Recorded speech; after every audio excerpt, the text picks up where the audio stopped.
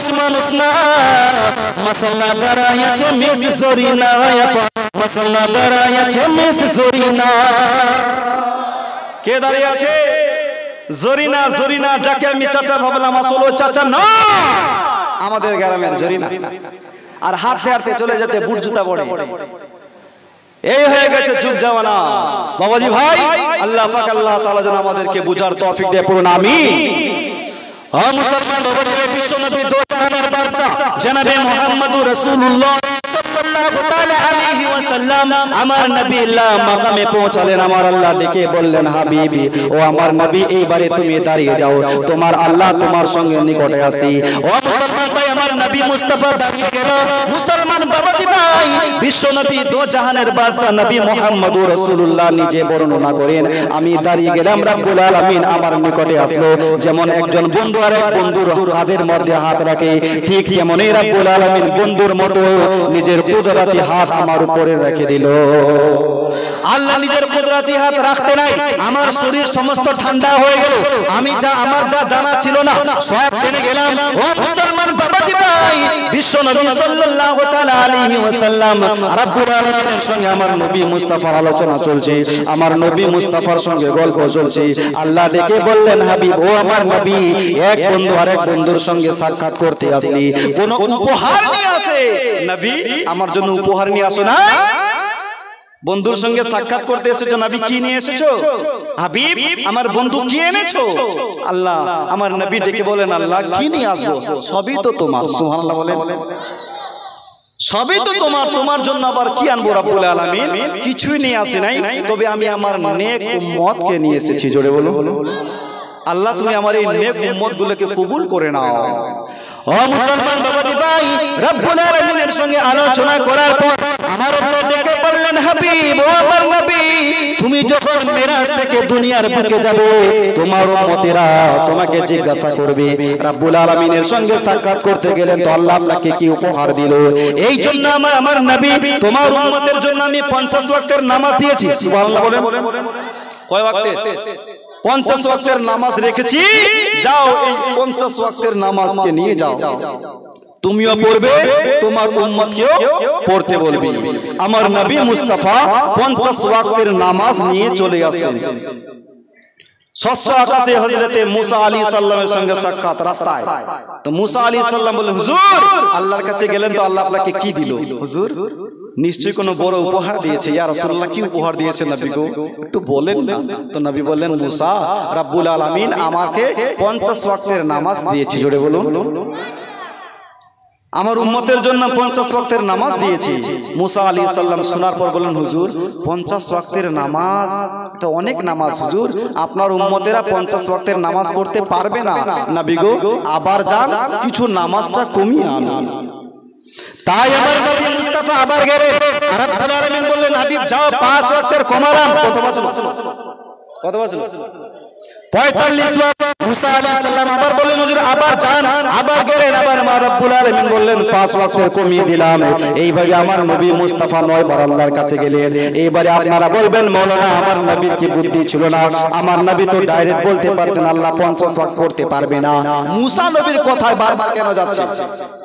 মুসা নবীর কথা বারবার কেন যাচ্ছে? কারণ একটাই, মুসা নবী যখন তুর পাহাড়ে আল্লাহকে দেখতে পেলেন না, তো আমার নবী ভাবলেন যাক মুসা আলাইহিস সালাম আমার চোখের মধ্যে আল্লাহর দিদারটা একটু করে নেব। জোরে বলুন। মুসা আলাইহিস সালাম আমার নবীর চোখের মধ্যে খোদার দিদার করছিল, এই জন্য বলছিল হুজুর আবার যান, আবার যান। আরে মুসলমান, এটা একটা বাহানা ছিল। আসল কথা হলো মুসা আলাইহিস সালাম আমার নবীর চেহারাতে খোদার দিদার করছিল। জোরে বলুন।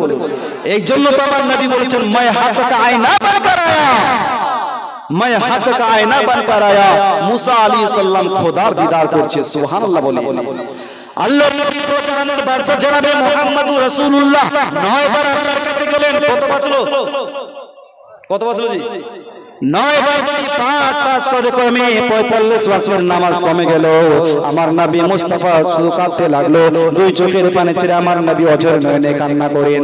আল্লাহ থেকে বলেন, হাবিব, ও আমার নবী কাঁদছো কেন, তোমার চোখে জল কেন? আমার নবী বললেন মাবুদ, আমার উম্মতেরা যদি 50 ওয়াক্তের নামাজ পড়তে পারতো তাহলে কতগুলো নেকি পেত। ইয়া মালিক মাওলা, আমার উম্মতেরা 5 ওয়াক্তের নামাজ পড়বে, কতটুকু নেকি পাবে? আল্লাহ থেকে বললেন হাবিব, ও আমার নবী, নামাজের সংখ্যা কমিয়েছে কিন্তু আমি আল্লাহ সওয়াবের সংখ্যা কমাই নাই। হুজুর নবী মেহবুব, নামাজের সংখ্যা কমেছে কিন্তু সওয়াবের সংখ্যা কমাই নাই। তোমার উম্মত 5 ওয়াক্তের নামাজ পড়বে, আমি আল্লাহ তাকে 50 ওয়াক্তের সওয়াবটা দিয়ে দেব। জোরে বলুন। ও মুসলমান বাবাজি ভাই, সকালবেলা আমার নবীর সঙ্গে আবু জেহেলের সাক্ষাৎ। মিরাজ থেকে আসার পর সকালবেলায় আবু জেহেলের সঙ্গে সাক্ষাৎ। আবু জেহেল বললেন, আব্দুল্লাহর ছেলে, প্রতিদিন তো নতুন নতুন কথা হলো, আজকে কিছু নতুন কথা শোনাবে না? তো নবী বললেন, আবু জেহেল, আমি আজ মেরাজে গিয়েছিলাম। তো আবু জেহেল বললেন, মুহাম্মদ, আমি জানতাম কিছু না কিছু তুমি বানিয়ে বলবে, আমি আগেই জানতাম কিছু না কিছু তুমি বলবে। কথাটা শোনার পর আবু জেহেল আবু বকরের কাছে গেল। আবু বকর, জানো তোমার দোস্ত আজ কি বলছে? কি বলছে? সে নাকি মেরাজে গিয়েছিল, সপ্তম আকাশ পার করে বাইতুল মুকাদ্দাসে। তো আবু বকর বললেন, কোন দোস্ত বলেছে, কোন বন্ধু বলেছে? বলছে আব্দুল্লাহর ছেলে মুহাম্মদ। আবু বকর শোনার পর বললেন, আবু জেহেল, এর চাইতেও যদি কিছু বড় বলতো আমি আবু বকর সেটাও বিশ্বাস করবো। জোরে বলো। এর চাইতেও যদি কিছু বড় কিছু বলতো আমি সেটাকেও বিশ্বাস করতাম। ও মুসলমান আবু জেহেল ছিল আমার নবী মুস্তাফার সবচেয়ে বড় শত্রু। সব সময় চেষ্টা চালিয়েছিল আব্দুল্লাহর ছেলে মুহাম্মদকে শেষ করতে হবে। মুসলমান বাবাজি ভাই, একদিন আবু জেহেল কি করেছেন, রাস্তার মাঝখানে বিশাল বড় একটা গর্ত খুঁড়ে উপরে আবার ঘাস দিয়ে তার উপর একটা পাটি বিছিয়ে দিয়েছে যাতে মুহাম্মদ বুঝতে না পারে এখানে গর্ত আছে। আবু জেহেলের আকীদা ছিল একদম ওয়াহাবিদের মতো। কার মতো? ওয়াহাবির মতো। ওর আকীদা যে নবী ভিতরে কি আছে ও দেখতে পায় না। যেমন ওয়াহাবিদের আকীদা দেওয়ালের উপরে কি আছে নবী জানে না, ওই আবু জেহেলের আকীদা ওই রকমই ছিল, নবী জানবে না এখানে কি আছে। আবু জেহেল বিশাল গর্ত খুঁড়ে উপরে ঘাস দিয়ে আবার তার উপরে পাটি দিয়ে দিয়েছে যে মুহাম্মদ এখানে পা দিবে, গর্ততে পড়বে, আর আমরা তাকে মাটি চেপে দিয়ে খুন করে দিব। আল্লাহর নবী দো জাহানের বাদশা রাস্তা ধরে যাচ্ছে। দুইটি রাওয়ায়াত পাওয়া যায়। এক রাওয়ায়াতে আমার আল্লাহ ডেকে বললেন, হাবিব, ও নবী, ওই রাস্তা ধরছিও না, আবু জেহেল তোমাকে মারার জন্য বিশাল বড় একটা গর্ত খুঁড়েছেন। এক রাওয়ায়াতে বলা হয়েছে আমার নবী মুস্তাফা হাঁটতে হাঁটতে ওই রাস্তা ধরে চলে গেলেন, কিন্তু আমার নবী মুস্তাফা গর্তেতে পড়লো না। আবু জেহেল, হে মুহাম্মদ পড়লো না কেন? গর্ত খুঁড়ে আবার সাইডে লুকিয়ে আছে, লোকজনকে নিয়ে পড়লেই মাটি চাপা দিয়ে মেরে দিল। আবু আরে পড়লো না কেন? হাঁটতে হাঁটতে চলে গেল। আবু জেহেল এসে গর্তটা খুঁজছে, কোথায় আছে দেখি। গর্ত খুঁজতে খুঁজতে ওই গর্ততে নিজেই পড়ে গেছে। সুবহানাল্লাহ বলে। কোথায় আছে? অন্যের জন্য গর্ত খুঁজলে একদিন ওই গর্ততে নিজেই পড়বা। আমাদের গ্রামে একটা এখনো বেঁচে আছে, তেগাড়াতে একটা বুড়া আছে, হাফেজ, হ্যাঁ হাফেজ নাম। তো লোকটা বুড়া, ওই যে একটা হাত ভ্যান আছে, হাত ভ্যান চালায়। হ্যাঁ, তো রাস্তা একটু আমাদের ছোট ছোট আছি বাচ্চারা, ছেলেরা। তো একদিন কি করছি, একটা কেলার ডুম রাস্তার মাঝখানে একদম রেখে দিয়ে আমরা লুকিয়ে আছি যে বুড়োটা আসছে, ও পড়বে, মানে মজা নিব আমরা, ও মজা নিব। একদম একটা কেলার ডুম মাঝখানে দিয়ে সবাই লুকিয়ে আছে।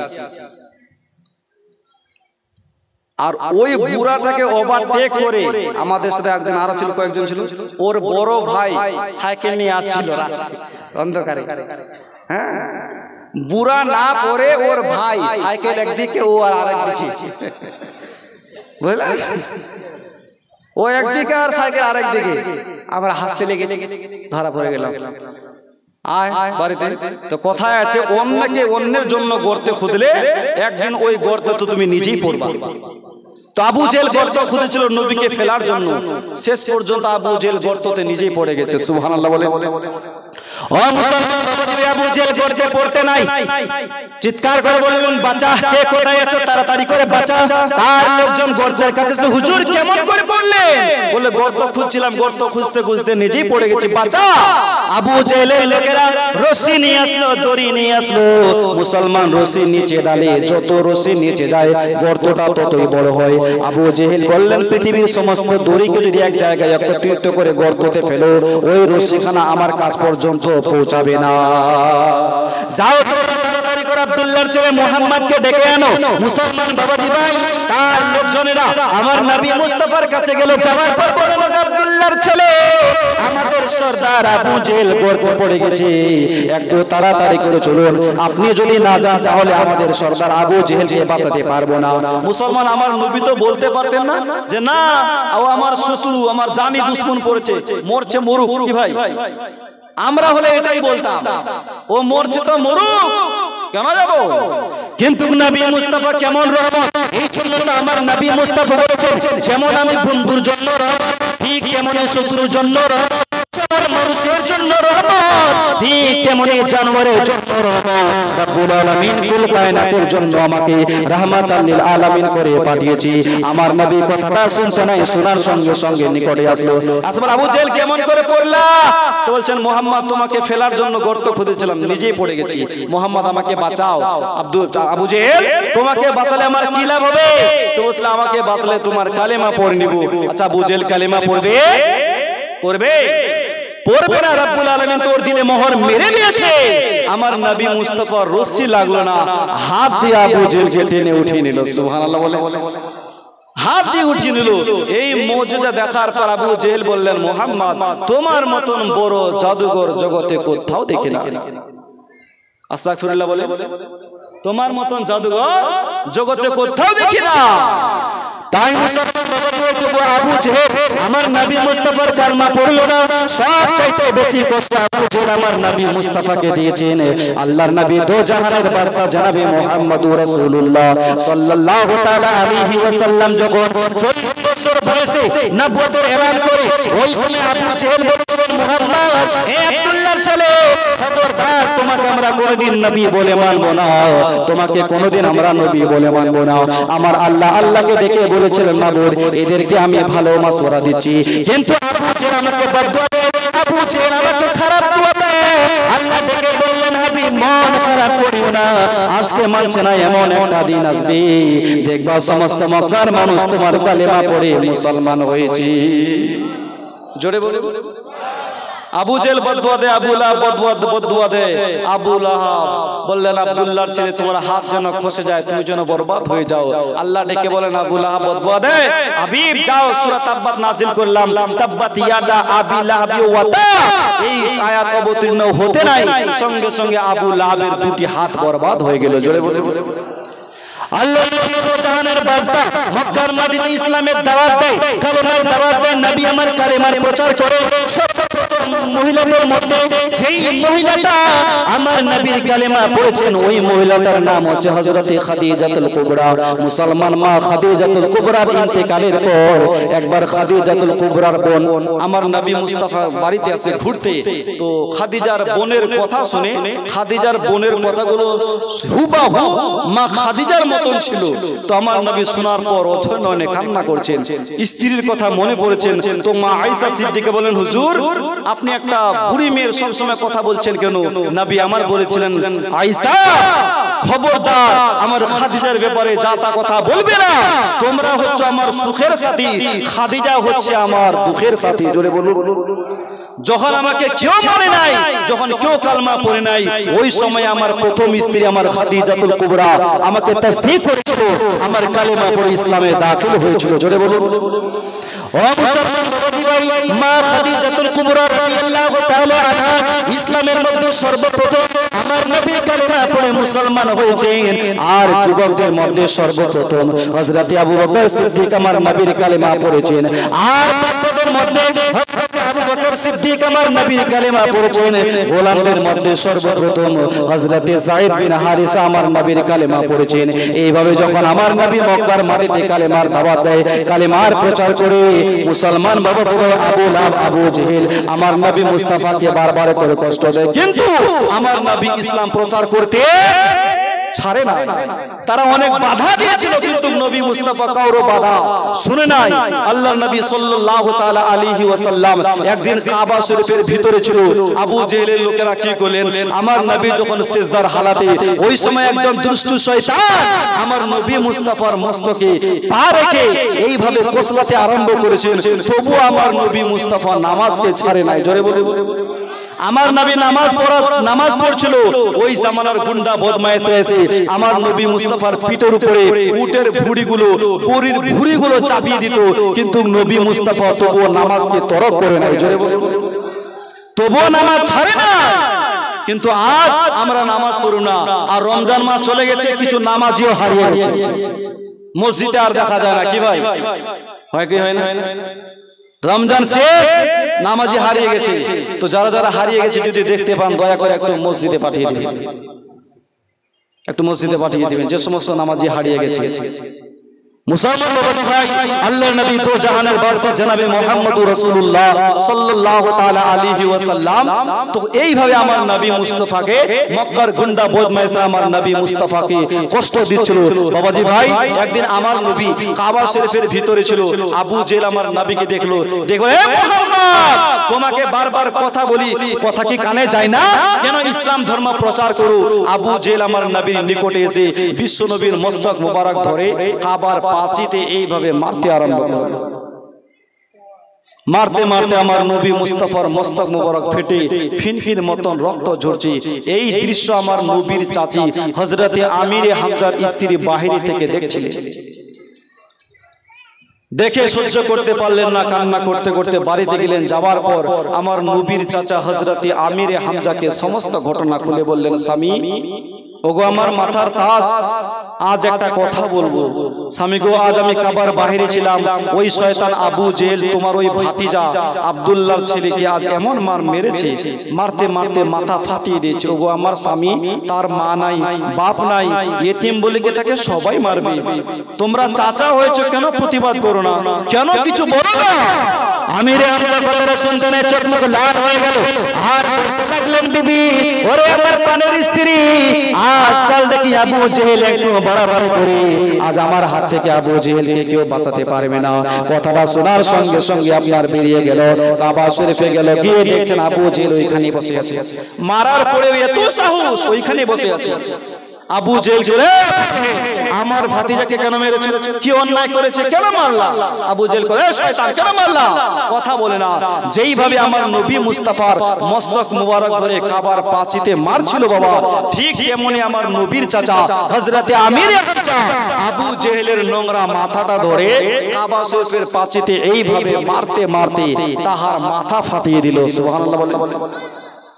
আবু জেহেলকে মারার পর নবীর চাচা হযরতে আমিরে হামজা বিশ্ব নবীর বাড়িতে গেলেন, ভাতিজা, ও আমার প্রাণের ভাতিজা, কোথায় আছো? বেরিয়ে আসো। আমার নবী মুস্তাফা চাচার আওয়াজ শুনতে না, ঘর থেকে বেরিয়ে আসলো। চাচাকে জিজ্ঞাসা করলেন, চাচা, আপনি কি আমারে ডাকছেন? আমিরে হামজা বললেন, ভাতিজা, হ্যাঁ তোমাকে ডাকছি। নবী বললেন, চাচা কেন ডাকছেন গো চাচা? আমিরে হামজা বললেন, ভাতিজা, আবু জেহেল তোমাকে মেরেছে, আমিও আবু জেহেলকে মেরেছি। আবু জেহেল তোমার মাথা ফাটিয়েছে, আমিও আবু জেহেলের মাথা ফাটিয়ে দিয়েছি। ভাতিজা, এখন আমি তোমার বদলা নিয়ে আসলাম, তোমার প্রতিশোধ নিয়ে আসলাম। নবী আমার শোনার পর বললেন, চাচা, আবু জেহেলকে মেরেছেন, তাতে আমি খুশি নই। রব্বুল আলামিন আমাকে বদলা নেওয়ার জন্য পাঠায় নাই, রব্বুল আলামিন আমাকে প্রতিশোধ নেওয়ার জন্য পাঠায় নাই, রব্বুল আলামিন কুল কায়নাতের জন্য আমাকে রাহমাতাল লিল আলামিন করে পাঠিয়েছে। জোরে বলে, চাচা, আবু জেহেলকে মেরেছো, তাতে আমি খুশি নই, কারণ আমি সকলের জন্য রহমত। যেমন বন্ধুর জন্য রহমত, ঠিক তেমনি শত্রুর জন্য রহমত। মেরেছেন, তাতে আমি খুশি নয়, আমাকে খুশি করতে চান, তাহলে আমার কালিমা পড়ে নেন, দেখবেন আমি রাসূলুল্লাহ খুশি হয়ে যাব। ও মুসলমান বাবাজি ভাই, আমিরে হামজা বললেন, ভাতিজা, আপনি যদি এতে খুশি হন, ইয়া রাসূলুল্লাহ, আপনি যদি এতে খুশি হন, তাহলে আমি আমার ধর্ম ছেড়ে দিলাম, আপনার কালিমা পড়ে মুসলমান হয়ে গেলাম। আমার নবীর চাচা চাচি দুজনে আমার নবীর কালিমা পড়ে মুসলমান হয়ে গেল। এইভাবে আমার নবী মক্কার মাটিতে কালেমার দাওয়াত দেয়, কালেমার প্রচার করে। আবু জেহেল দেখলেন, এইভাবে যদি মুহাম্মদকে ছেড়ে দিই, তাহলে গোটা মক্কাকে কলমা পড়িয়ে দিবে, এই মুহাম্মদকে আটকাতে হবে। কেমন করে আটকায়? তাই আবু জেহেল কি করলেন, তার এক বন্ধু ছিল ইয়ামানি, যার নাম হাবিবে ইয়ামানি। ওই হাবিবে ইয়ামানিকে চিঠি দিল, বন্ধু, তাড়াতাড়ি মক্কায় আসো, তোমার সঙ্গে জরুরি কথা আছে। তাড়াতাড়ি মক্কায় আসো। হাবিবি আমনি চিঠি পাওয়া মতই মক্কায় আবু জেহেলকে বললেন, ভাই ডেকেছো? বলে হ্যাঁ। কেন? তো কেন ডেকেছে জানো? এই যে আমাদের আব্দুল্লাহর ছেলে মুহাম্মদ আছে, যাকে আমরা এতদিন সবাই ভালো জানতাম, ভালো চিনতাম, আজ সে নিজেকে নবীর দাবি করেছে। সে নিজেকে নবী বলছে। আমাদের ধর্ম থেকে একজন দুজন করে কালিমা পড়ায় আর তার দলে টেনে নেয়। বন্ধু, আমরা মক্কার মানুষ ওর সঙ্গে পারছি না, যেমন করি হোক ওকে আটকা, না হলে সবাই কালিমা পড়বে, ওকে আটকা।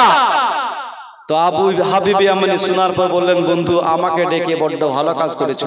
তুমি একটা কাজ করো, এই মক্কার মাটিতে একটা বিশাল বড় সভার আয়োজন করো, এলাকার সমস্ত লোককে দাওয়াত দাও যে আব্দুল্লাহর ছেলে মুহাম্মাদের সঙ্গে আমার মুনাজারা হবে। কি হবে? আমার মুনাজারা হবে, মুনাজারা, ওর সঙ্গে আমি বাহাস করব, দেখি। তাই আবু জেহেল এলাকায় ঢোল পিটিয়ে দিলেন, অমুক দিনে সবাই চলে আসবা, মুনাজারা আছে। তাই মুসলমান বাবা যে ভাই দিন আসলো, সময় আসলো, এলাকার সমস্ত লোক জমা হলো। একদিকে আবু জেহেলের লোক, একদিকে আমার নবী মুস্তাফা, একদিকে হাবিবে ইয়ামানি, একদিকে ইমামুল আম্বিয়া। মুসলমান বাবা যে ভাই হাবিবে ইয়ামানি আমার নবীকে প্রশ্ন করলেন, এই আব্দুল্লাহর ছেলে আমি মক্কায় এসে জানতে পারলাম তুমি নিজেকে নবীর দাবি করেছো, কথাটা কি সত্য? তো নবী বলেন হ্যাঁ করেছি। তো হাবিবে ইয়ামানি বললেন, মুহাম্মদ নবীর দাবি করলেই তো তোমাকে মানবো না, আমি তোমার পরীক্ষা নিব, আমার পরীক্ষায় যদি তুমি পাস হতে পারো তবেই তোমাকে নবী বলে মানবো, নচেত নবী বলে মানবো না। তোমার আমি পরীক্ষা নেব। বিশ্বনবী বলেন, কি পরীক্ষা নিতে যাও? হাবিবে ইয়ামানি বলেন, আমার দুটি প্রশ্ন আছে, আমার যদি দুটি প্রশ্নের উত্তর দিয়ে দাও আমি তোমাকে নবী বলে মেনে নেব। ও মুসলমান বাবাজি ভাই, আমার নবী মুস্তাফা বলেন, এ হাবিবে আপনি দেরি করছো কেন? কি প্রশ্ন করতে চাও তাড়াতাড়ি করো। হাবিবে আপনি বললেন, মুহাম্মদ আমার প্রথম প্রশ্ন হলো এই, যারা জাদুঘর, জাদুঘরের জাদু দুনিয়ায় চলে, জাদুঘরের জাদু এই পৃথিবীতে চলে, জাদুঘরের জাদু পৃথিবীতে চলে, জাদুঘরের জাদু আসমানে চলে না। তুমি যদি সত্যকারী আল্লাহর পয়গম্বর হয়ে থাকো, আল্লাহর নবী হয়ে থাকো, এই যে আকাশের মধ্যে চাঁদখানা দেখা যায়, এই চাঁদকে তুমি দু টুকরা করে দেখাও, আমি তোমাকে নবী বলে মেনে নেব। জোরে বলো, এই চাঁদটাকে দু টুকরা করো।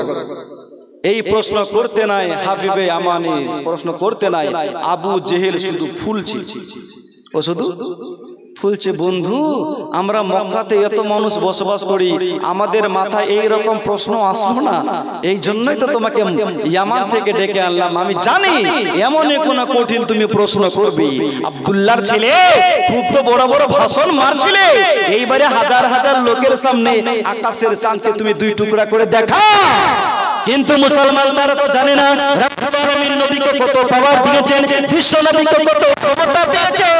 আমার নবী শুনতে নাই, সাহাবা উংলিকে উপরে উঠিয়ে দিল।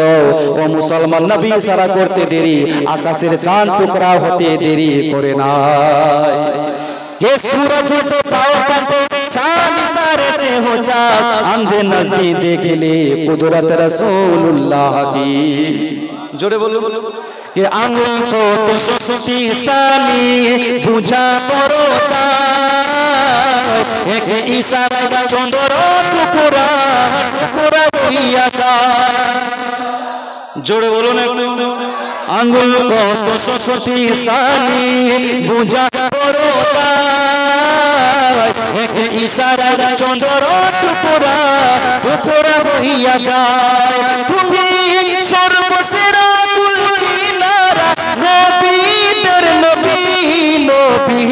তোমায় দেখলে পাওয়া চাহে গো জান্নাতের চাবি। একটু সবাই বলুন, নবী তোমায় দেখলে পাওয়া চাহে গো জান্নাতের চাবি, নবী তোমায় দেখলে পাওয়া চাহে গো। ওগো কে আর আছে জগৎ মাঝে করিবে উদ্ধার, তুমি আমার দয়াল আকা ভরসা তোমার। জোরে বলুন, কে আর আছে জগৎ মাঝে করিবে উদ্ধার, তুমি আমার দয়াল আকা ভরসা তোমার। মুসলমান নবী ইশারা করেছেন আকাশের চাঁদ দুই টুকরা। জোরে বলুন, এতটুকু ফাঁকা ছিল না। এতটুকু ফাঁকা থাকলে হয়তো তারা বলতো, শয়তান লোক তো বলবে না মুহাম্মদ টুকরা হয় নাই, এখনো তো জড়া লেগে আছে। আমার নবী ইশারা দিয়ে এক টুকরা পাহাড়ের আরেক দিকে, আরেক টুকরা ইশারা করে পাহাড়ের আরেক দিকে। সুবহানাল্লাহ বলে সবাই দেখে অবাক, সবাই অবাক। কখনো ডানে তাকায়, কখনো বামে তাকায়। আবু জেল একটু আগে ফুল ছিল, ওর চিন্তা ছিল তো মুহাম্মদ পারবে না এই কাজটা করতে। উনিও দেখছে দুইটা চাঁদ, কথা বলে না। কিন্তু হাবিবে ইয়ামানি একটু জ্ঞানী গুণী লোক ছিল, বুদ্ধিমানী লোক ছিল। উনি এমন সময় বুদ্ধি করে বলছে, মুহাম্মদ আমরা যারা মেহফিলে বসে আছি, আমাদের চোখের মধ্যে তুমি জাদু করেছো। আস্তাগফিরুল্লাহ বলে, আমরা যারা বসে আছি মেহফিলে, আমাদের চোখে তুমি জাদু করেছো। ও মুসলমান বাবা, বিশ্ব নবী বলেন, হাবিবে ইয়ামানি একটু আগে তুমি বললা জাদু করে জাদু আকাশে চলে না, জাদু করে জাদু পৃথিবীতে চলে। ও মুসলমান বাবাজি ভাই, তখন হাবিবে ইয়ামানি বললেন, মুহাম্মদ তুমি হচ্ছে বড় জাদুকর। ও মুসলমান বাবাজি ভাই, হাবিবে ইয়ামানি বললেন মানি না। ও মুসলমান বিশ্ব নবী বললেন, হে হাবিবে ইয়ামানি, যারা এই মেহফিলে বসে আছে শুধু তারা নয়, এই মুহূর্তে ইয়ামানের খবর নিয়ে দেখো, যারা আকাশে তাকিয়েছে দুটি চাঁদ দেখতে পেয়েছেন, মক্কা মদিনার অলিগলির খবর নিয়ে দেখো, যারা আকাশে তাকিয়েছে দুটি চাঁদ দেখতে পেয়েছে। শুধু মুসলমান মক্কা মদিনার নয়, সেই দিন আমাদের ভারতবর্ষ থেকে একটা লোক আকাশের চাঁদকে দু টুকরা হতে দেখেছিল। ওই লোকটার নাম হচ্ছে বাবা রতন হিন্দি। ভারতের লোক দেখেছে বাবা রতন হিন্দি। উনি দেখার পর মাথা কাজ করে না, হায় হায় প্রতিদিন একটা চাঁদ দেখি, আজ দুইটা কেন? তার লোকেরা বললেন, হুজুর মক্কায় একজন নবীর জন্ম হয়েছে, আখির জামানার পয়গম্বর দুনিয়াতে চলে এসেছে, এটা মনে হয় তারই মুজিজা হবে। বাবা রতন হিন্দি এটাকে যাচাই করার জন্য মক্কায় গেলেন। মক্কায় গিয়ে জানতে পারলেন এটা আমার নবী মুস্তাফারই মুজিজা। জোরে বলে বলে এটা আমার নবীর মুজিজা।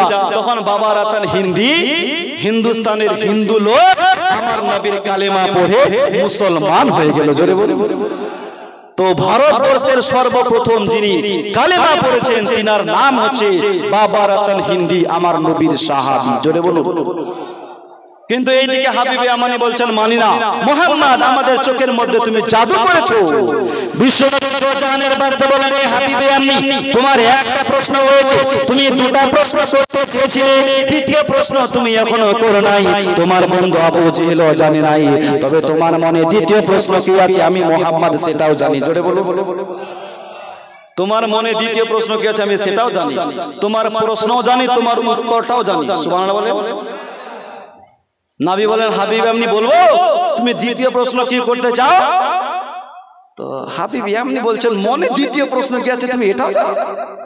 আমি তো কাউকে বলি নাই, আমার খাস বন্ধু আবু জেহেলকে বলি নাই। হাবিবে ইয়ামানি বললেন, মুহাম্মদ জানো তো একটু বলো। বিশ্ব নবী বলেন, হাবিবে ইয়ামানি তোমার মনের মধ্যে দ্বিতীয় প্রশ্ন হলো এই, যারা জাদু, তোমার মধ্যে দ্বিতীয় প্রশ্ন হলো এই, তোমার বাড়িতে একটা মেয়ে আছে, পায়ে চলতে পারে না, চোখে দেখতে পায় না। হে হাবিবে ইয়ামানি তুমি চাও আমি যদি সত্যকারী আল্লাহর পয়গম্বর হয়ে থাকি তাহলে তোমার মেয়েটাকে ভালো করে দিই। এই হাবিবে ইয়ামানি যা আমি মুহাম্মদ বলে দিলাম, রব্বুল আলামিন তোমার মেয়েটার সমস্ত অসুখকে দূর করে দিয়েছে।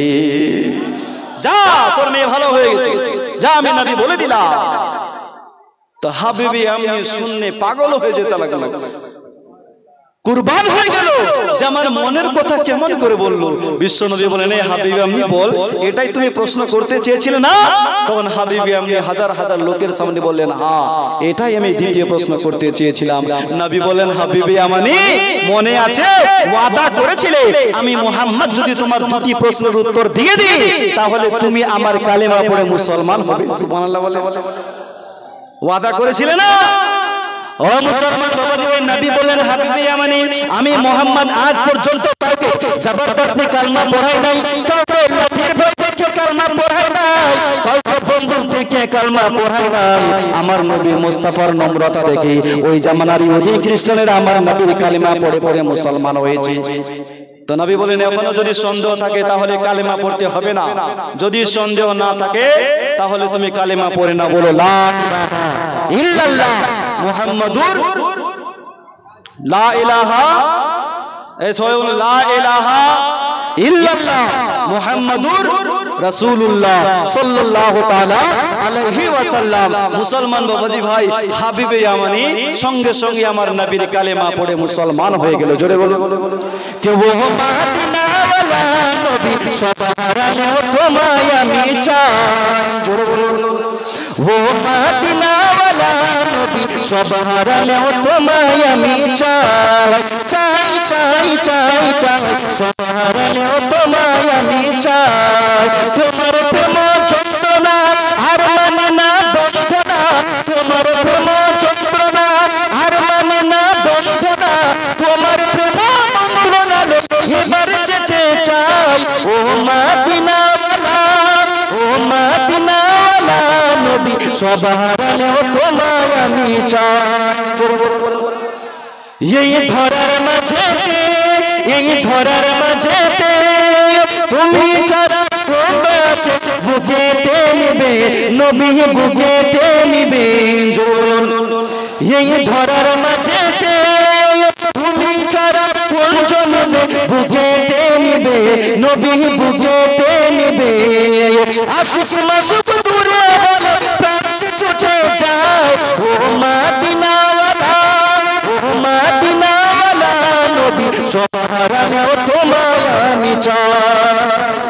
নবী বললেন, হাবিবে ইয়ামানি যদি মন চায়, যদি সন্দেহ থাকে তাহলে কালেমা পড়তে হবে না, যদি সন্দেহ না থাকে তাহলে কালেমা পড়ে নাও। হাবিবে ইয়ামানি কালেমা পড়ে মুসলমান হয়ে গেল। জোরে বলুন, আরো জোরে বলুন। ও মুসলমান বাবাজি ভাই, হাবিবে ইয়ামানি কালেমা পড়ার পর আমার নবীকে বলতে লাগলেন, ইয়া রাসূলুল্লাহ, ইয়া হাবিবাল্লাহ নবী গো, ও নবী আপনার সঙ্গে বড় বেয়াদবি করেছি, হুজুর আমাকে maaf করবেন। বিশ্ব নবী বলেন, ইয়া হাবিবে ইয়ামানি যখন তুমি বেয়াদবি করেছিলে তখন তুমি কালেমা পড়ো নাই, কালেমা পড়ার সঙ্গে সঙ্গে রব্বুল আলামিন তোর সমস্ত পূর্বের গুনাহকে maaf করে দিয়েছি, তোর কোনোই গুনাহ না। যাও বাড়িতে যাও, রব্বুল আলামিন তোর মেয়ের সমস্ত অসুখ দূর করে দিয়েছে।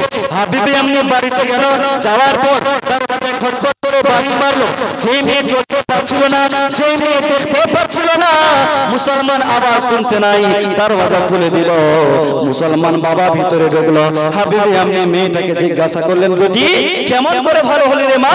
ওই বাচ্চা মেয়েটা বলছিল, আব্বা কি বলবো, ঘরের ভিতরে ছিলাম, হঠাৎ একটা নূরানি লোক আমার ঘরের ভিতরে আসলো, ওই লোকটার নূরের রোশনিতে আমার গোটা ঘরটা উজালা হয়ে গেল। জোরে বলে বলো, ওই লোকটার নূরের রোশনিতে আমার গোটা ঘর ঝকমক ঝকমক করতে লাগলো। লোকটা পাশে বসে আমার মাথায় হাত রেখে বললেন, বেটি তোর আব্বা মক্কাতে কলেমা পড়ে নিয়েছে, মা তুইও কলেমা পড়ে নে, দেখবে রব্বুল আলামিন তোর সমস্ত শরীরের অসুখকে দূর করে দিয়েছে। মুসলমান বাবাজি ভাই, একদিকে আমার নবী মুস্তাফা হাবিবে ইয়ামানিকে কলেমা পড়ায়, আরেকদিকে আমার নবী তার বউকে কলেমা পড়ায়। আপনি বলবেন মওলানা, নবী একজন দুইজনকে কলেমা কেমন করে পড়ায়? তো আমার নবী মুস্তাফা সমস্ত পৃথিবীতে একই টাইমে হাজির। জোরে বলুন না।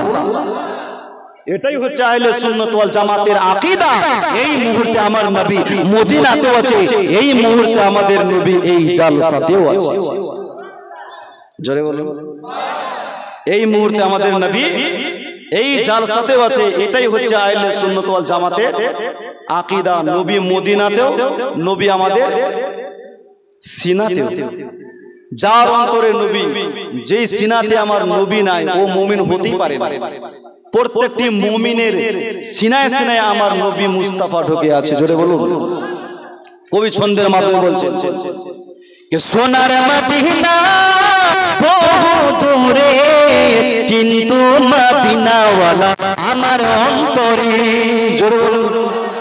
সোনার মদিনা বহু দূরে, কিন্তু মদিনাওয়ালা আমার অন্তরে, কিন্তু মদিনাওয়ালা আমার অন্তরে। আমার অন্তর ছুড়ে মদিনা ছেড়ে, মদিনা মদিনা বলে জিকির করে রে। ও রাসূল তুমি শুনো গো আমার ফরিয়াদ, চুমু খেতে বাড়িয়ে দাও নূরানি হাত। জোরে বলো, রাসূল তুমি শুনো গো আমার ফরিয়াদ, চুমু খেতে বাড়িয়ে দাও নূরানি হাত।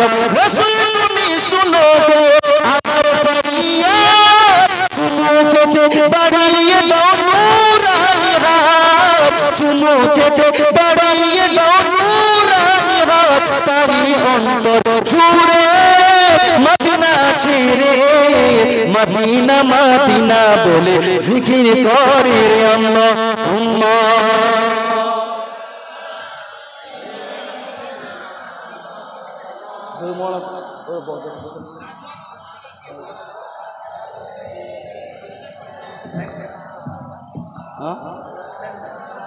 হ্যাঁ বড় সাল্লু আলা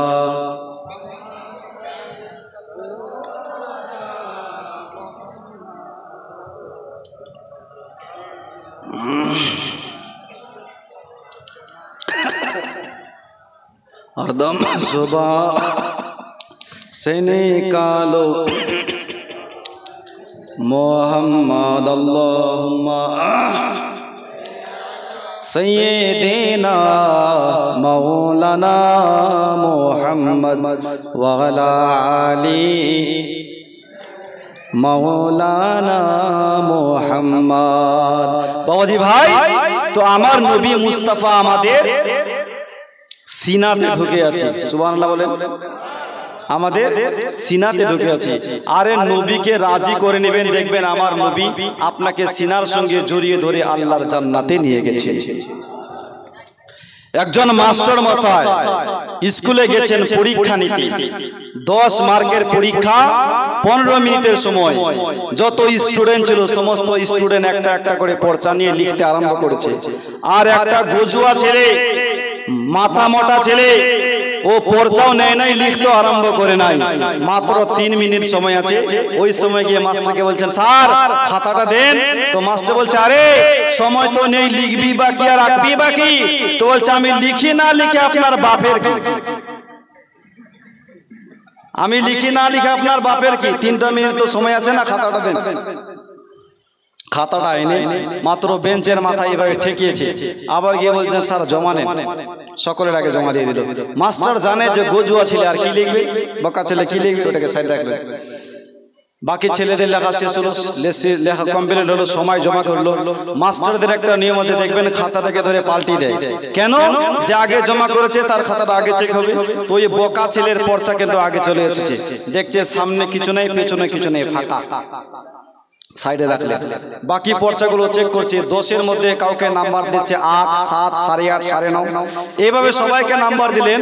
লাস্টের বেলা ওই পর্চাটা হাতে নিয়ে বলছে, আরে গরম দেখিয়ে তো নিয়ে গিয়েছিস, কিছু লিখেছিস?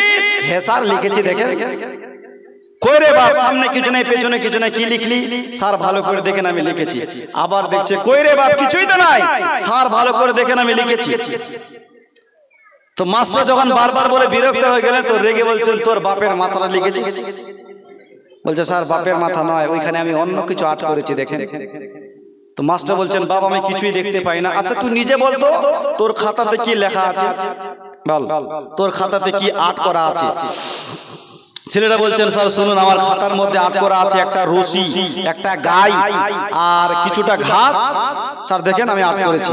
মাস্টার বলছেন, বাবা আমি কিছুই দেখতে পাই না। ছেলেটা বলছেন, স্যার শুনুন, খুঁটিতে বাঁধলাম রশি, রশিতে বাঁধলাম গাই, আর ঘাসটা তো মুখের সামনে রাখি নাই, একটুখানি দূরে রেখেছিলাম। এই জন্য গাইটা জোর করে খুঁটি উবরে ঘাস খেয়ে স্যার এখান থেকে চলে গেছে। এখানে কি আর থাকবে? ও তো ঘাসই নাই, গরু ঘাস গিয়ে চলে গেছে, এখানে আর কেন থাকবে? তো মাস্টার মাথা চুলকাচ্ছে আর ভাবছে যে একটা বোকা ছেলে আমাকে বোকা বানালো। তো মাস্টার ভাবলেন, যাক বাপ তুই কিছু লিখ কিংবা নাই লিখ, তোর মাথায় এত সুন্দর একটা বুদ্ধি এসেছে, এতেই আমি খুশি। যা তো তোকে সব থেকে হাইস্ট নম্বর দিয়ে দিলাম। 10-এর মধ্যে 10ই দিয়ে দিলেন। সুবহানাল্লাহ বলে। এইবারে আচ্ছা আপনারা বলুন, মাস্টার খুশি হয়ে ছেলেকে হাইস্ট নম্বর দিল, মাস্টারের জেল হবে? জেল হবে? ফাঁসি হবে? মামলা হবে? কিছুই হবে না। মাস্টার যেমন ছেলেকে খুশি হয়ে ছেলেকে হাইস্ট নম্বর দিল, মাস্টারের জেল হলো না, ফাঁসি হলো না, মামলা হলো না। ঠিক তেমনই আমার নবী যদি খুশি হয়ে যায়, নবী যদি রাজি হয়ে যায়, আর নবী মুস্তাফা যদি উম্মতকে সিনার সঙ্গে জড়িয়ে ধরে আল্লাহর জান্নাতে নিয়ে যায়, তো আমার আল্লাহ বারণ করবে না। কারণ খোদা কি রাজা চাহতা है खुदा चाहता है राजा मुस्तफा। নবী তুমি যাতে রাজি, আমি আল্লাহ তাতে জোরে বলুন আমি আল্লাহ তাতে রাজি। যে লোকটা তোমাকে রাজি করে নেবে আমি ওই লোকটাকে জান্নাতে দিয়ে দিব। সুবহানাল্লাহ বলে। ও মুসলমান বাবাজি ভাই, বিশ্ব নবী কেমন ছিল?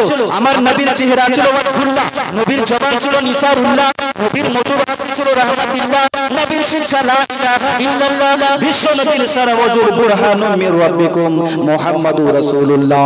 এই মুসলমান বাবাজি ভাই, এত সৌন্দর্য হওয়ার পরেও আমার নবী মুস্তাফাকে আবু জেহেল এসে বললেন, মুহাম্মদ তোমার মতন কালো কোথাও দেখি নাই। বলেন এত সুন্দর, আমার চাঁদে দাগ আছে কিন্তু আমার নবীর চেহারাতে দাগ নাই। চাঁদ আর সূর্য রোশনি পায়, নূর পায় আমার নবীর কাছ থেকে। জোরে বলে। আবু জেহেল বলছেন তোমার মতন কালো কোথাও দেখে নাই। আল্লাহর নবী একটু রাগ করলেন না, শোনার পর বললেন সাদদাক্তা। জোরে বলুন। अरे चांद से खूबसूरत रुखे मुस्तफा, चांद से खूबसूरत रुखे मुस्तफा, उनको देखा तो ये आयशा ने कहा, तौबा तौबा उन्हें चांद जैसा कहो, तौबा तौबा उन्हें चांद जैसा कहो, चांद जैसा बताना गलत बात है, चांद से खूबसूरत रुखे मुस्तफा, उनको देखा तो ये आयशा ने कहा, तौबा तौबा उन्हें चांद जैसा कहो, चांद जैसा बताना गलत बात है। মুসলমান চাঁদের চেয়েও আমার নবী সুন্দর ছিল। আবু জেহেল বললেন মুহাম্মদ তোমার মতন কালো কোথাও দেখি নাই, তোমার মতন বিচরি কোথাও দেখি নাই। নবী বললেন সাদদাক্তা, একদম খাঁটি সত্য কথা বলেছো। সুবহানাল্লাহ বলে। আবু জেহেল মিথ্যা বলে নাই, একদম সত্য কথা বলেছো। ও মুসলমান একই মেহফিলে একটু পরে বিশ্বনবীর শ্রেষ্ঠ সাহাবী হযরত আবু বকর এসে বললেন, নবী গো, ও নবী, আপনার মতন সৌন্দর্য আমি জগতে কোথাও দেখি নাই। হুজুর চাঁদে দাগ আছে কিন্তু আপনার চেহারাতে কোন রকমের দাগ আমি দেখতে পাই না। জোরে বলুন। হুজুর চাঁদে দাগ আছে, আপনার চেহারাতে কোন রকমের দাগ নাই। আপনার মতন সৌন্দর্য কোথাও দেখি নাই। আল্লাহর নবী শোনার পর বললেন সাদদাক্তা, আবু বকর তুমিও সত্য কথা বলেছো। সুবহানাল্লাহ বলে। বাকি যে সাহাবারা মেহফিলে বসেছিলেন এদের মাথায় কিন্তু কিছুই ঢুকলো না। সাহাবারা বলেন হুজুর আবু জেহেল আপনাকে বাদসুরাত বললো, আপনি বললেন সাদদাক্তা। আবু বকর আপনাকে সৌন্দর্য বললো, আপনি বললেন সাদদাক্তা। হুজুর দুটাকে কেন সত্য বললেন? আপনি একটাকে সত্য বলবেন, আপনি হয় কালো হবেন না হয় ফর্সা হবেন। নবী গো, এই দেওয়ালে যদি সাদা রং লাগাই সাদা হবে, কালো রং লাগালে কালো হবে। নবী আপনি দুটাকে কেন সত্য বললেন? নবী বললেন সাহাবারা मैं हक का आईना बनकर आया। বিশ্বনবী বললেন, সাহাবারা আমি হক পথের আয়না হয়ে দুনিয়ায় এসেছি। আয়নার সামনে যদি কালো মানুষ দাঁড়ায় কালো দেখতে পাবে, আয়নার সামনে যদি ফর্সা মানুষ দাঁড়ায় ফর্সা দেখতে পাবে। আমার সাহাবারা আবু জেহেল আমাকে খারাপ নজরে তাকিয়েছে, এই জন্য খারাপ দেখতে পেয়েছে। আর আবু বকর ইমানের সহিত দেখেছেন, এই জন্য নূর দেখতে পেয়েছি। কে নবীর শ্রেষ্ঠ সাহাবী হযরত আবু বকর সিদ্দিকী, নবীর শ্রেষ্ঠ সাহাবী হযরত আবু বকর সিদ্দিকী, নবীর শ্রেষ্ঠ সাহাবী হযরত আবু বকর সিদ্দিকী।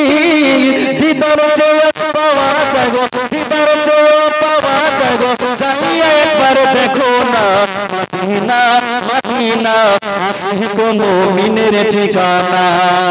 দিদার চেয়ে পাওয়া যায় গো, দিদার চেয়ে পাওয়া যায় গো, যাও না একবার দেখো না মদিনা, মদিনা আশিক মুমিনের ঠিকানা। আরে যদি দেখতে হয় আবু বকরের চোখের মতন দেখো। জোরে বলুন। তবেই তুমি নবীকে সুন্দর দেখতে পাবে। ও মুসলমান বাবা, বিশ্ব নবী একদিন হযরত জিবরিল আলাইহিস সালামকে ডেকে বলেন, আচ্ছা ভাই জিবরাইল, তুমি বাবা আদমের আদমিয়াতকে দেখেছো, নূহ পয়গম্বরের তাবাক দেখেছো, মুসা নবীর জালাল দেখেছো, ইউসুফ নবীর সৌন্দর্য দেখেছো, আইয়ুব নবীর খোদার ভয় দেখেছো, দানিয়েল নবীর আদব দেখেছো, ইদ্রিস নবীর শিক্ষা দানের ক্ষমতা দেখেছো। আচ্ছা জিবরাইল বাবা আদম থেকে নিয়ে ঈসা আলাইহিস সালাম পর্যন্ত সমস্ত নবীর দরবারে হাজির হয়েছো, সমস্ত নবীর দরবারে উপস্থিত হয়েছো। আচ্ছা জিবরাইল বলো তো আমার মতন কি কাউকে দেখতে পেয়েছো? হযরতে জিবরিল আলাইহিস সালাম বললেন ইয়া রাসূলুল্লাহ আমি বাবা আদম থেকে নিয়ে ঈসা আলাইহিস সালাম পর্যন্ত সমস্ত নবীর দরবারে হাজির হয়েছি, তবে ইয়া রাসূলুল্লাহ আমি আপনার মতন কাউকে দেখতে পাই নাই। জোরে বলো। अरे यही बोले सिदरा वाले चमन जहां के थाले सभी मैंने छान डाले, तेरे पायों को ना पाया तुझे एक ने एक बनाया, तुझे एक ने एक बनाया। जोरे बोलो। হুজুর আমি আপনার মতন কাউকে পাই নাই, আপনি বেমিসাল, আপনি অসাধারণ। ইয়া রাসূলুল্লাহ চাঁদে দাগ আছে কিন্তু আপনার চেহারাতে কোনো রকমের দাগ নাই। জোরে বলুন না। মুসলমান বাবাজি ভাই আপনারা শুনেছেন সবচাইতে হযরতে ইউসুফ আলাইহিস সালাম সৌন্দর্য ছিল। ইউসুফ নবীর চেহারা দেখে মিশরের মহিলারা ফল কাটতে গিয়ে নিজের উঙ্গলি কেটেছিল।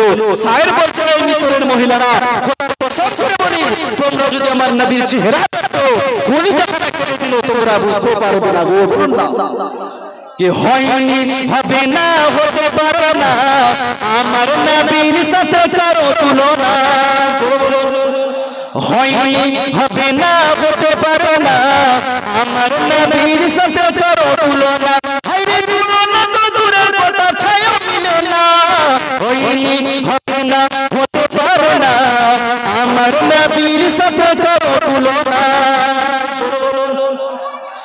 নবী ইউসুফকে দেখে যারা আঙ্গুল কেটেছে। সুবহানাল্লাহ। ভোজপুরি গজল শুনতে চেয়েছে অবশ্যই শুনবো, একটু মহব্বতে বলুন সুবহানাল্লাহ। আচ্ছা ভাই এই যুবকেরা এই জালসার আয়োজন করেছে, তো জলসাতে খরচ হবে না? খরচ তো হবে।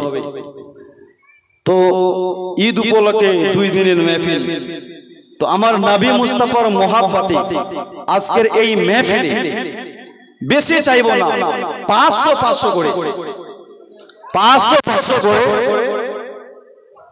5টা লোক পারবেন? 500 করে আমার নবী মুস্তাফার শুধু মহব্বতে চেয়েছি 5টা লোকের কাছে, আমি টাকা পয়সা চাইবো না। 5টা লোক পারবেন চটচট করে দিতে? জি জি জি আচ্ছা আচ্ছা আচ্ছা আচ্ছা আচ্ছা ঠিক আছে ঠিক আছে। সুবহানাল্লাহ। নারী তাকবীর, নারে রিসালাত। এই যে 3 জন হয়ে গেল, আর 2 জনকে পারবেন না? আর 2টা লোক হবে না? 500 করে হবে, আর 2টা লোক মাত্র। দেখা আর প্রধান বক্তা তো আছে, প্রধান বক্তা ভালো বক্তা, আর আমার চাইতে ভালো বক্তা আছে। আর মাত্র 2টা লোক পারবেন না আজকের এই দিনে? পারবেন? আর মাত্র 2টা লোক দেখা হবে ভাই, পারবেন না আর 2টা লোক? সুবহানাল্লাহ। নারে তাকবীর, নারে রিসালাত। আর একজন ভাগ্যবান হবে না?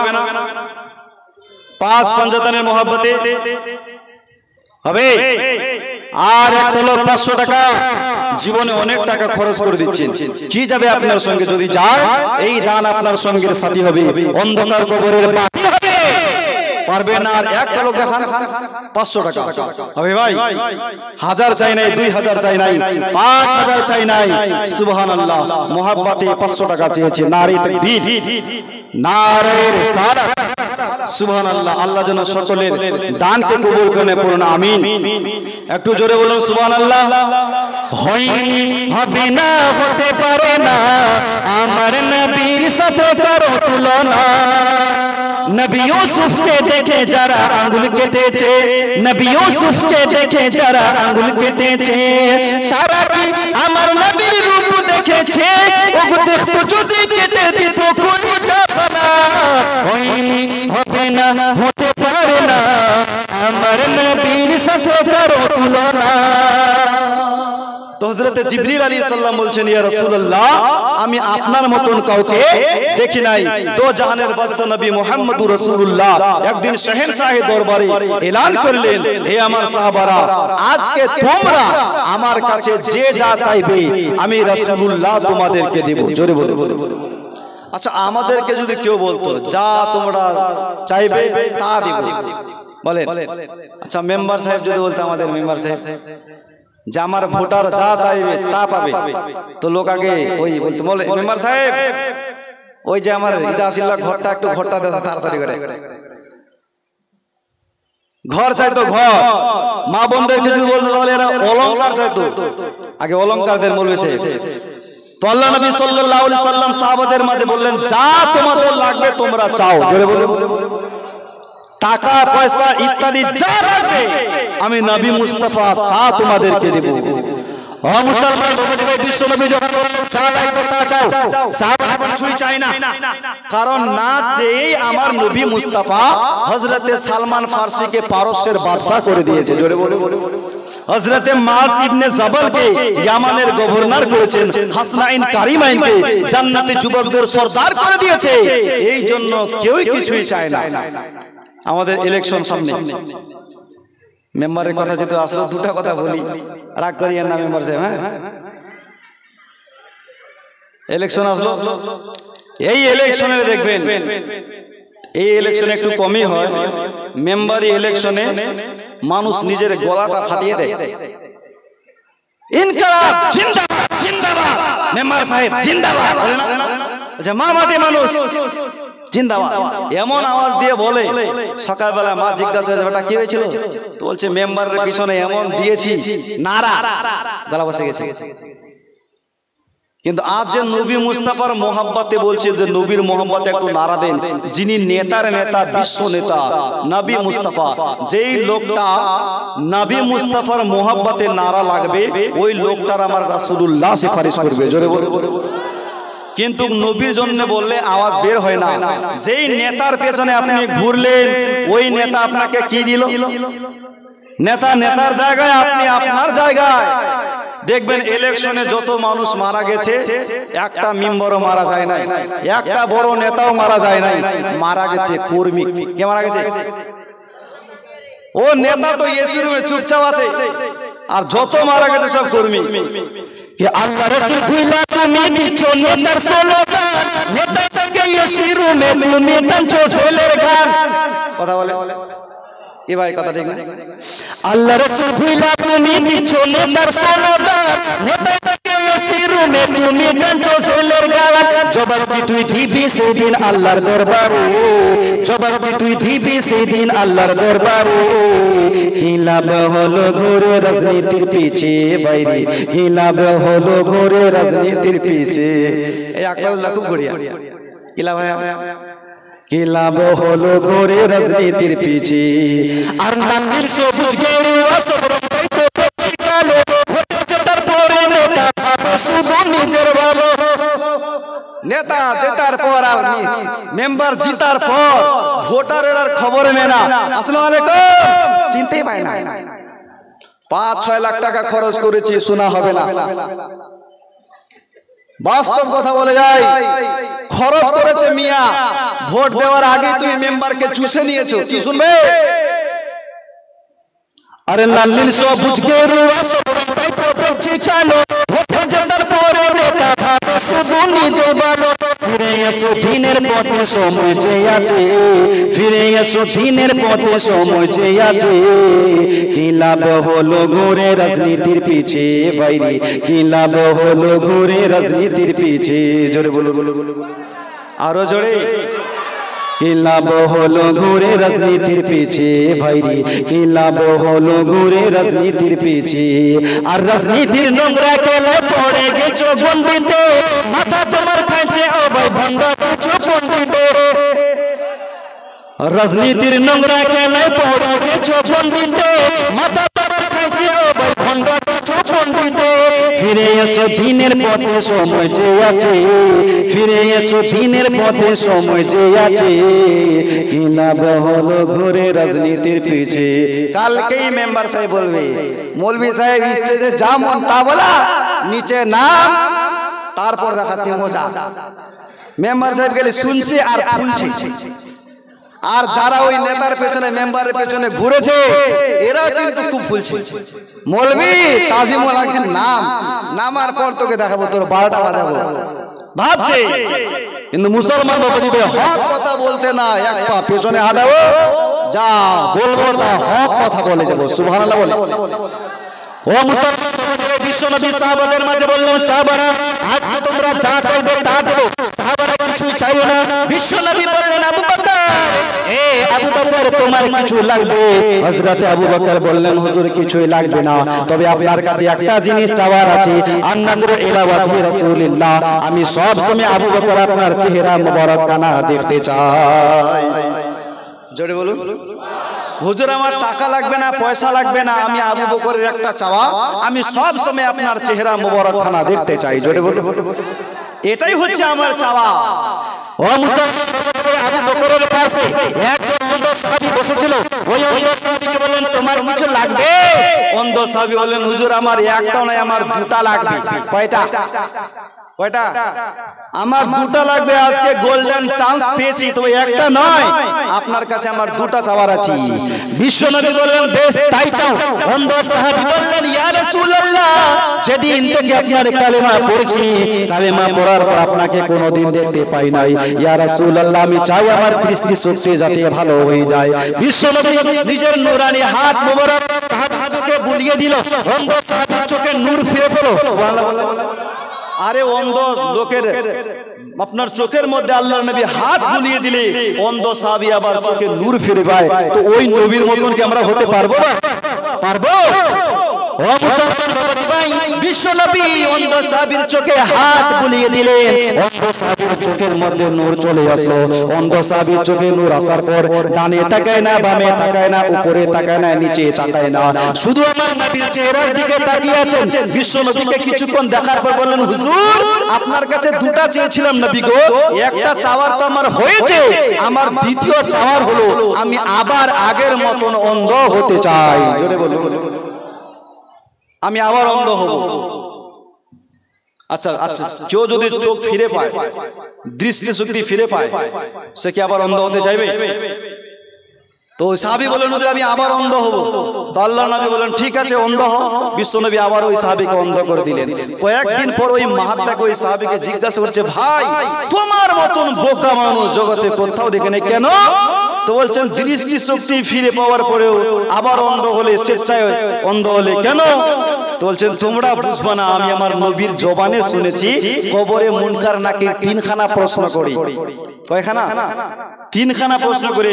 শেষের যে প্রশ্নটা করে মা কুনতা তাকুলু ফি হাক্কি হাজার রাজুল, নবী মুস্তাফা কবরের পাশে দাঁড়িয়ে থাকে আর সাহাবারা বলে ইনাকে চিনো, ইনার সম্পর্কে দুনিয়াতে কি বলছিলা? আরে মুনকার নাকির যখন আমার কবরে আসবে, নবীকে দেখে প্রশ্ন করবে ইনাকে চিনো, তখন আমার নবী মুস্তাফাকে কবরে ছেড়ে আমার অস্তিত্ব হবে না, কারণ দুনিয়াতে আমি নবীকে ছাড়া আর কাউকে দেখি না। একটু জোরে বলা যাবে না? দুনিয়াতে নবীকে ছাড়া আর কাউকে দেখে নাই, যখন কবরে আমি নবীকে দেখতে পাবো চট করে চিনে নেব ইনি হচ্ছেন আমার আকা, ইনি হচ্ছেন আমিনার পেয়ারা জনাবে মুহাম্মদুর রাসূলুল্লাহ সাল্লাল্লাহু তাআলা আলাইহি ওয়াসাল্লাম। জোরে বলুন কে নবী ছাড়া জান্নাত পাবে না, ইয়া নবীকে ভুলে যেও না, নবী ছাড়া জান্নাত পাবে না, প্রিয় নবীকে ভুলে যেও না। মুসলমান বাবাজি ভাই, সুবহানাল্লাহ, 50 টাকা দান করেছে, আল্লাহ কবুল করে নেয়, বলুন আমিন। আরো জোরে বলুন। ঘুম লেগেছে? বলুন তো ইয়া রাসূলুল্লাহ। নারে তাকবীর, নারে রিসালাত, মাসলা কে আলা হযরত, জশ্ন ঈদ মুবারক, নারে তাকবীর, নারে রিসালাত। মুসলমান বাবাজি ঘুম কেমন করে লাগবে? মেহবুবরে বাপের একটাই বেটা দিয়া 20 টাকা।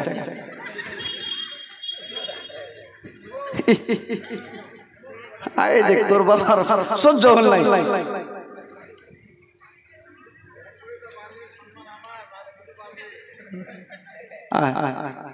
সুবহানাল্লাহ, নারে তাকবীর, নারে রিসালাত।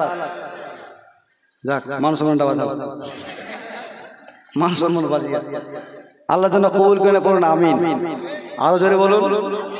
বাবাজি ভাই, কলি যুগ এসেছে, এখনকার ছেলেপেলেরা এমন হয়েছে কিনা রাস্তা ধরে চলে যাচ্ছে জালসা করতে অন্ধকার রাত্রে, তো বলছে মার মার মার।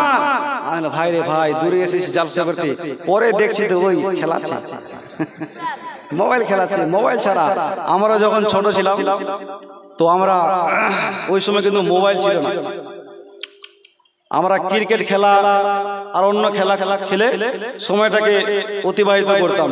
কিন্তু এখন ছেলে মেয়েরা যে সময়টাকে অতিবাহিত করছে ওই মোবাইলে করছে না, একটু সময় পেলেই মোবাইলটা চালাচ্ছে, একটু সময় পেলেই ফেসবুক চালাচ্ছে, ইউটিউব চালাচ্ছে। আর একটা কথা বলি, এখন কিছু কিছু যুবক ভাইরা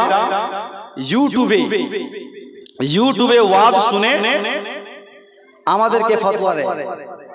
ওই মুফতি ইউটিউব সাহেব আর মাওলানা ফেসবুক সাহেবের ওয়াজ শুনে